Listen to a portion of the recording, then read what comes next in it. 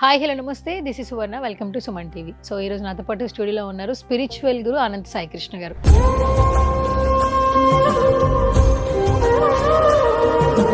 So ఇప్పుడు దీపావళి కూడా వచ్చేస్తుంది కాబట్టి స్పిరిచువల్ జర్నీ గురించి, స్పిరిచువల్ లైఫ్ స్టైల్ గురించి చాలా చక్కగా చెప్తారు. సో పండుగ వైబ్స్లో ఏ విధంగా ఉండాలి, మన జీవితంలో ఎలాంటి మార్పులు వస్తే బాగుంటుంది, ఆయనతో మాట్లాడి తెలుసుకుందాం. సో నమస్తే సాయి గారు. నమస్తే స్వర్ణ గారు. యా, ముందుగా మీకు అడ్వాన్స్గా హ్యాపీ దివాళీ. థ్యాంక్ యూ శాంతి అండి. స్పిరిచువల్గా చాలా విషయాలు డిస్కస్ చేస్తూ ఉంటారు. బట్ చాలా మట్టుకి తెలుగు వాళ్ళకి సంస్కృతి సాంప్రదాయాలు అంటే చాలా ఇష్టం ఉంటుంది. అండ్ ఆ పండుగలు స్వీకరించడంతో పాటు ఆ పండుగలు చేసే ఆ ప్రక్రియని కూడా చాలా కీ రోల్ ప్లే చేస్తాయి యాక్చువల్లీ. సో దీపావళి వస్తుంది, చాలా మంది దీపావళి పండుగ రోజున దీపాలు పెట్టుకుని పిల్లలతో ఫ్యామిలీతో ఎంజాయ్ చేస్తూ ఉంటారు. అండ్ ఫస్ట్ ఆఫ్ ఆల్ ఆ దీపాలు పెట్టే ప్రాధాన్యత గురించి వివరిస్తారు. ఇప్పుడు మీరు అడిగారు, ఇప్పుడు దీపావళి ప్రత్యేకంగా చేస్తారండి. దీపావళిని ఎందుకు చేస్తున్నామో తెలుసుకోవాలి. అలాగే దీపావళి చేయడం వల్ల మనలో ఏవి వదులుకోవాలి అనేది కూడా తెలుసుకోవాలండి. అది తెలుసుకున్నప్పుడు ఏమవుతుందంటే 365 రోజులు ఒక్కరోజు దీపావళి కాదండి. అప్పుడు మిగతా 364 రోజులు కూడా దీపావళి ఉంటుంది. దీపావళి ఎలా చేసుకోవాలనే దానికన్నా ఫస్ట్ దీపావళి ఎందుకు వచ్చింది, ఎలా వచ్చిందనేది తెలుసుకోవాలి. ఫస్ట్ చూడండి, ఇక్కడ రాక్షసులకు ఒక రాజు ఉండేవాడు, హిరణ్యాక్షుడు అని. వాడు అంటే ప్రజలను హింసించడము, పీడించడం ఇవన్నీ ఎక్కువైపోయాయి. వాడు ఏం చేస్తాడంటే ఈ భూదేవిని అపహరించి తీసుకెళ్ళి పాల సముద్రంలో అంటే అక్కడ పెట్టేస్తాడు, ఎవరికి కనిపించుకోకుండా. ఆమె భూదేవి తపస్సు చేస్తుంది విష్ణుమూర్తి కోసం. అప్పుడు విష్ణుమూర్తి వారాహ అవతారంలో వస్తాడు. వారాహ అవతారంలో వచ్చేసి భూదేవిని తీసుకొచ్చి ఎక్కడున్న ప్లేస్లో అక్కడ పెట్టేస్తాడు. తర్వాత ఆయన హిరణ్యాక్షుని చంపేస్తాడు. చంపిన తర్వాత అప్పుడు ఏమవుతుందంటే వాళ్ళిద్దరకు నరకాసురుడు అనే కుమారుడు జన్మిస్తాడు. జన్మించిన తర్వాత ఆయనకు తల్లి ఎవరో తెలియదు. ఈ రాక్షసులతో సహవాసం చేసేసి మొత్తమైన ఒక యుక్త వయసుకు వచ్చిన తర్వాత ఎలాగైనా సరే ఈ వీళ్ళ జనాల్ని నా ఆధీనంలో తీసుకోవాలి, మొత్తము దేవాది దేవతలపైన నా ఆధిపత్యం ఉండాలని ఎవరికి బ్రహ్మదేవునకు కఠోరమైన తపస్సు చేస్తాడు. ఇప్పుడు బ్రహ్మదేవుడు ప్రత్యక్షమైన తర్వాత ఈయన ఒక వరం కోరుతారు, నాకు చావు అనేది ఉండకూడదు అని కోరుకుంటాడు. ఆయన బ్రహ్మదేవుడు ఉండేది అసాధ్యము, ఇంకా ఏదైనా కోరుకొని ఇస్తానంటే ఆయన వెళ్తాడు, నాకు చావు అనేది వస్తే నా తల్లి ద్వారా రావాలని కోరుకుంటాడు ఆయన. అప్పుడు ఈయన బ్రహ్మ కూడా సరే నీకు నీ తల్లి ద్వారా చావు వస్తుందని ఆయనకు వరం ఇచ్చి వెళ్ళిపోతాడు. వెళ్ళిపోయిన తర్వాత ఆయనకు తల్లి ఎవరో తెలియదు. భూదేవి ఆయనకి జన్మనిచ్చింది, వెళ్ళిపోయింది. ఆయన చూడండి, ఇంక నాకు తల్లి ఎవరో తెలియదు, నేను ఎక్కడున్నానో కూడా నా తల్లికి తెలియదు, కాబట్టి నా తల్లి నన్ను ఎందుకు చంపుతుందనే ధీమా పైన మొత్తం ఇంద్రలోకము, తర్వాత ఈ దేవతల పైన భయంకరమైన దండయాత్రలు చేయడము, వాళ్ళని ఈయన ఆధీనంలోకి చేసుకోవడము, ఇవన్నీ చేస్తూ ఉంటాడు ఆయన. లాస్ట్కి కూడా అందరూ ఇంకా విసుగు చెంది అందరూ దేవతలందరూ విష్ణు దగ్గరికి వెళ్తారు.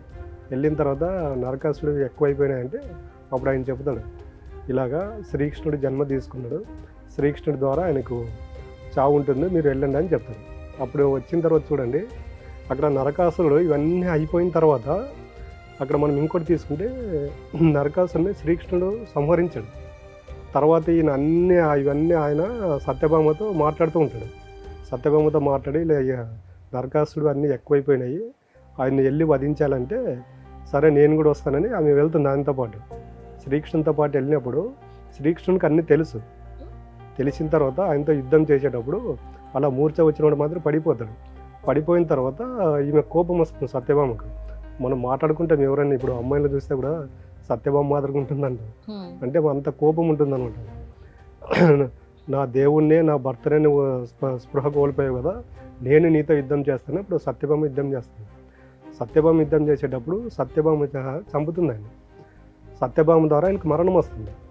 ఆ మరణం పొందేటప్పుడు ఆయన రియలైజ్ అవుతాడు, అంటే నేను కోరుకోయింది నా తల్లి ద్వారా నాకు చావు రావాలని వరం కోరుకున్నాను, మరి మీరు ఎలాగంటే అప్పుడు శ్రీకృష్ణుడు అంటే మూర్ఛ నుండి మేలుకొని వచ్చి చెబుతాడు, గత జన్మలో భూదేవి నీ తల్లి, నీవు ఏం కోరిక కోరుకున్నావు, నా తల్లి ద్వారా మాత్రమే చావు రావాలనుకున్నావు.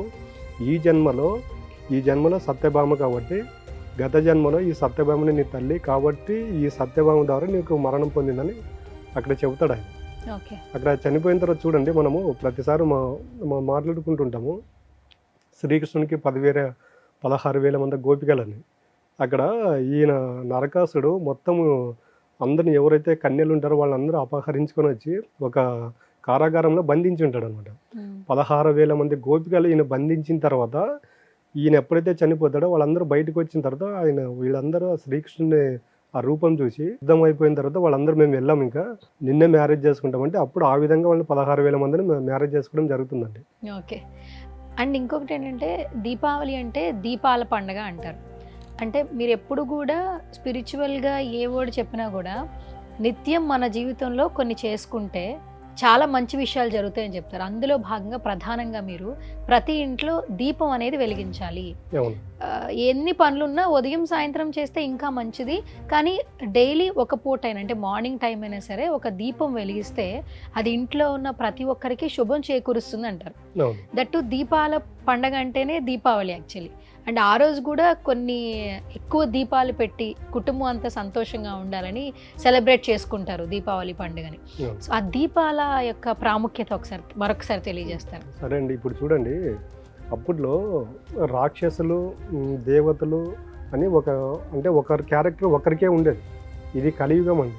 ఇప్పుడు మనుషుల్లోనే రాక్షస గుణాలు ఉన్నాయి. అప్పుడు రాక్షసులు అంటే సపరేట్గా డివైడ్ చేసి చూసేవాళ్ళు. ఇప్పుడు ఇది కలియుగము, ప్రతి ఒక్కరిలో రాక్షస గుణాలు ఉన్నాయి.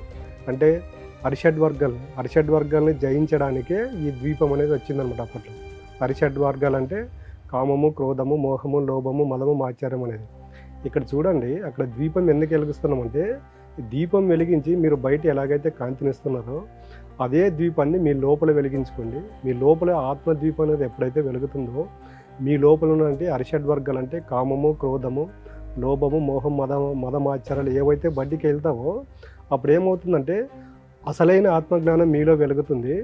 ఆ వెలిగినప్పుడు ఏమవుతుందంటే చూసే ప్రతిదాన్ని సాక్షిభూతంగా చూడగలుగుతారు. ఆ సాక్షిభూతంగా ఎప్పుడైతే చూడగలుగుతారో మీలో ప్రేమతత్వం అనేది పెరుగుతుంది. ఈ తత్వం ఎప్పుడైతే పెరుగుతుందో చూసే ప్రతి దాంట్లో నేను వేరే కాదు, భగవంతుడు వేరే కాదనే తత్వం బోధపడుతుంది అనేది అప్పుడులో ద్వీపరాజం చేసేవాళ్ళు. కాబట్టి ఇప్పుడు కూడా ప్రతి ఒక్కరి దీపం వెలిగించే ముందు మనసులో ఇలాగే అనుకోవాలండి, నేను భక్తితో ఏదైతే భగవంతుడి ముందు దీపం వెలిగిస్తున్నానో ఈ జ్యోతి నాలో కూడా వెలిగి నాలో ఉన్నటువంటి అరిషడ్ వర్గాలు నాలో నుండి వెళ్ళిపోవాలని కోరుకున్నప్పుడు ఏమవుతుందంటే ప్రతిరోజు ఇలా అనుకునేటప్పుడు ఆ దీపం వెలిగించేటప్పుడు నిన్న ఏదో ఒక తప్పు చేసి దీపం వెలిగించింటాము.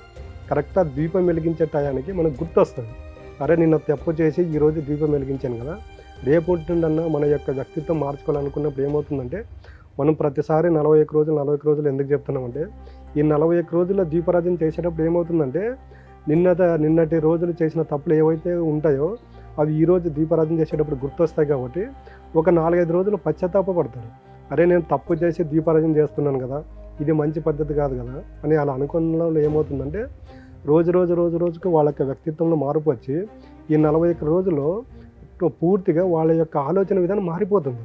తప్పు చేయాలనిపించదండి, దాని దీపానికి ఇంత ప్రత్యేకత ఉంటుంది. ఓకే. అండ్ దీపాలు వెలిగించాక ప్రతి ఒక్కరూ వెయిట్ చేసేది, పిల్లల దగ్గర నుంచి ఫ్యామిలీ అందరూ కూడా ఈ టపాసులు. ఈ టపాసులు అనేవి నిజంగానే దీపాలేమో మన జీవితంలో వెలుగులు నింపితే అది సంతోషాన్ని నింపుతుంది, అందరూ హ్యాపీగా ఎంజాయ్ చేస్తూ ఉంటారు. సో టపాసుల గురించి మీరేం చెప్తారు? టపాసులు అంటే మనం ఈ మధ్యన అంత కెమికల్ వాడుతున్నాం, కానీ దీనికి కూడా సైన్స్ ప్రకారం తీసుకున్నా కూడా ఒక రీజన్ ఉందండి. కరెక్ట్, ఇది అక్టోబర్ నెలలో వస్తుంది. సెప్టెంబర్ అక్టోబర్ నెలలో వర్షాకాలం తగ్గిపోయి ఇంకా చలికాలం స్టార్ట్ అవుతుంది. ఈ మూమెంట్లో ఎక్కువ దోమలు ఇవన్నీ ఎక్కువ స్ప్రెడ్ అవుతూ ఉంటాయి అన్నమాట. ఈ స్ప్రెడ్ అయ్యేటప్పుడు చూడండి ప్రతిరోజు మనం ఇంట్లో దీపారాధన చేస్తాం, కానీ ఈ 5 రోజులు దీపాల రోజులో మాత్రం 5 రోజులు ఇంటి పైన దీపారాధన చేస్తారు. ఆ దీపారాధన చేసినప్పుడు ఏమవుతుందంటే కొన్ని కెమికల్ రియాక్షన్ అనేది బయటికి స్ప్రెడ్ అవుతాయి. అవి స్ప్రెడ్ అయినప్పుడు ఏమవుతుందంటే ఈ దోమలు ఇవన్నీ ఏమవుతాయంటే మనుషులపైన అటాక్ చేయకుండా ఉండడానికి కూడా మన యొక్క సైన్స్ పరంగా కూడా మనం నమ్మొచ్చండి దీన్ని. Okay, done. So thank you so much Sai గారు, దీపావళి పండుగ గురించి అలాగే దీపాల గురించి టపాసుల గురించి సో సుమన్ టీవీ ఆడియన్స్కి చాలా మంచి ఇన్ఫర్మేషన్ ఇచ్చారు. Thank you so much once again and advance happy Diwali. Thank you అండి, సేమ్ టు యూ అండి.